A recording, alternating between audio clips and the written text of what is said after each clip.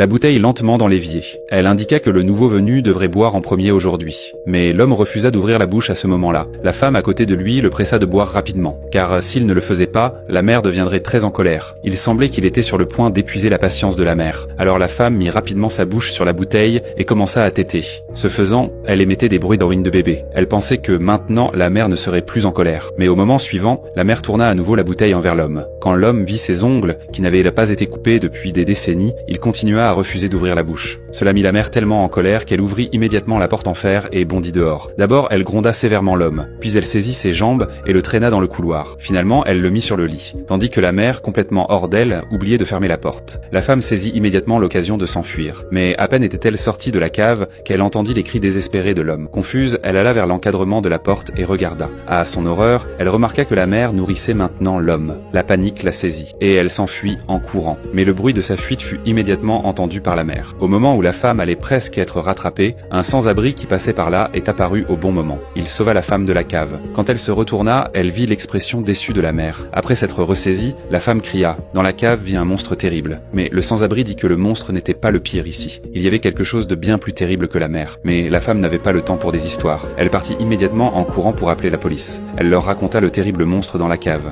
Mais quand les policiers la virent, sale et confuse, ils la prirent pour une folle et s'en allèrent rapidement.